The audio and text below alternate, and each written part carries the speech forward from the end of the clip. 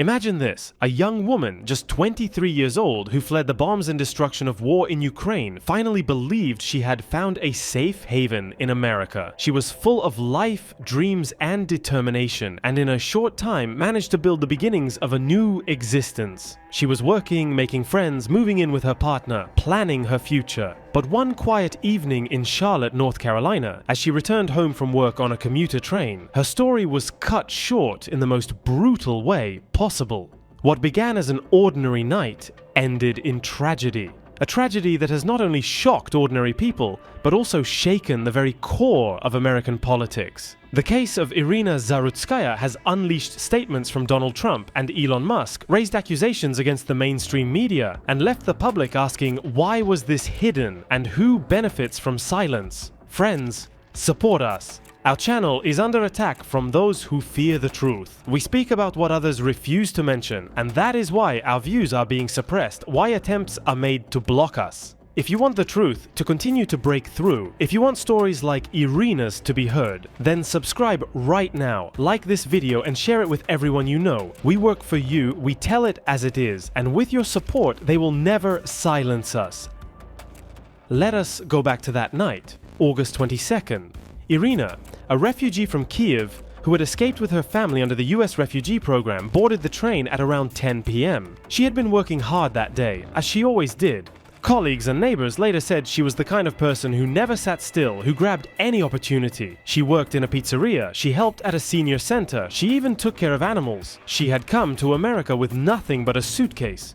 And already she was building her young life, step by step. Yet, on that train sat a man behind her who would change her fate forever. His name is DeCarlos Brown, a 34-year-old homeless man. His past was a chain of arrests dating back to 2011. Theft, armed robbery, domestic violence, threats, misuse of emergency services. He had been arrested 14 times, diagnosed with schizophrenia, and released again and again. And still, there he was, free, riding the same train as Irina. Then came the moment of horror. Without a word, Brown attacked her with a knife. Passengers tried to react, but it all happened so suddenly, so savagely, that there was no time. At 9:55 p.m., Irina was gone. Her body was left lifeless on the train, while her killer walked off calmly, discarding his bloody sweatshirt and abandoning the knife near the station. Surveillance cameras captured everything. Yet despite the shocking footage, the public didn't see it for weeks. It was only released later, and only then did the case explode into national debate. But here's the question that burns. Why the delay? Why hide such a monstrous crime? The very next month, on September 9th, the US Justice Department stepped in. Federal charges were announced against Brown, and CNN reported prosecutors would push for the harshest penalty possible. Life imprisonment without parole, or even the death penalty. North Carolina also filed first-degree murder charges. Investigators hinted that more charges could follow, as the full extent of Brown's crimes and past kept surfacing. But while the legal process began, another fight was already underway.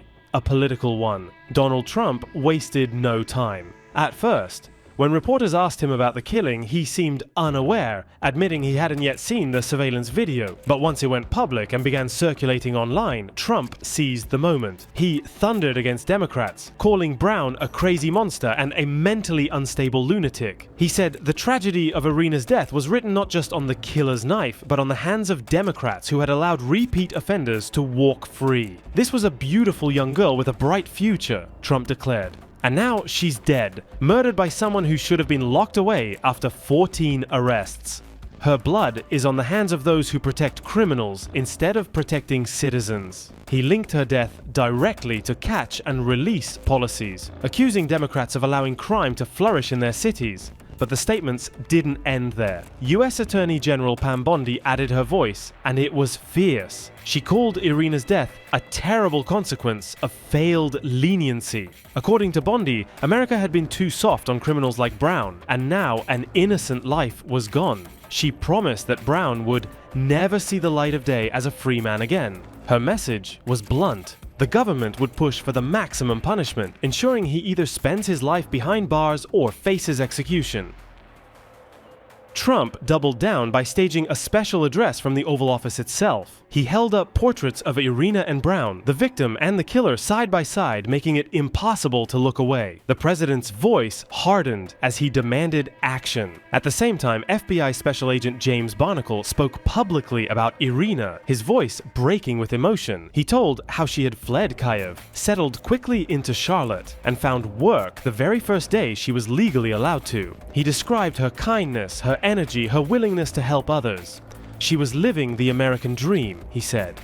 And now that dream has been destroyed. His words painted a picture of a young life full of promise, extinguished in senseless violence. And yet, despite all this, a strange silence surrounded the case in much of the mainstream press. House Speaker Mike Johnson was furious. He accused the New York Times, the Washington Post, and other outlets of deliberately burying the story. If you only read them, you would know nothing about Irina's murder, he said. He even claimed some media mocked conservatives for bringing up her name. For Johnson, it was proof that the press was picking and choosing which victims deserved attention and which ones could be ignored. And he was not alone in his outrage. Journalist Piers Morgan echoed the same question. Why is this not on every front page? Why does this story, with all its horror and injustice, not dominate the news cycle? The silence seemed deafening until another powerful voice joined the chorus. Elon Musk. Yes, Musk, one of the world's most influential figures, who used his platform on X to highlight the disparity. He reposted a shocking statistic. The Associated Press database contained over 74,000 mentions of George Floyd, but not a single one about Irina Zarutskaya. His comment was cutting and sarcastic. Divide by zero ratio. The math, Musk implied, simply didn't add up. Musk didn't stop there. He pinned her case to the top of his profile. He compared the tragedy of Irina to the case of George Floyd, which sparked global protests and the rise of Black Lives Matter.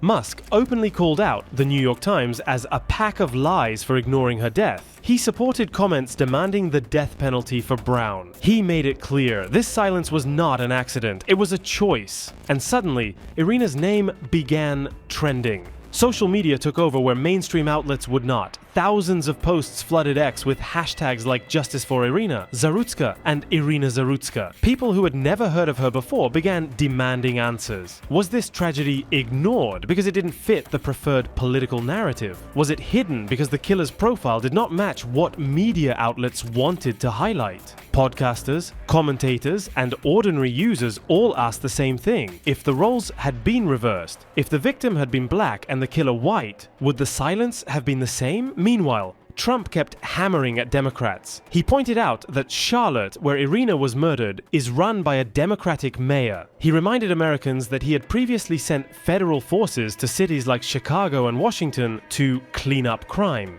He boasted that crime in the capital had been defeated under his watch, though many disagreed. Still, he insisted that Democrats were failing their citizens, and only Republicans could restore law and order. Irina's death for him was both a tragedy and a political weapon. The case also revealed something deeper about American society. A young woman, a refugee who came seeking safety, was killed not on a battlefield, but on a public train in the country she thought would protect her. The man who killed her had been arrested countless times, diagnosed with mental illness, and yet still released again and again. For many, her death symbolizes not just a failure of policies, but a failure of priorities. A system that seemed to protect the wrong people. And now the story is spreading worldwide. From CNN to The Times, from Piers Morgan to Elon Musk, Irina's name is being spoken. But the fact that it took weeks, that it required Trump, Bondi, Musk, Johnson, and thousands of ordinary Americans to shout her name before she was heard leaves a bitter taste. Was justice delayed not only in the courtroom, but in the public arena of attention? Was this silence an accident of the news cycle,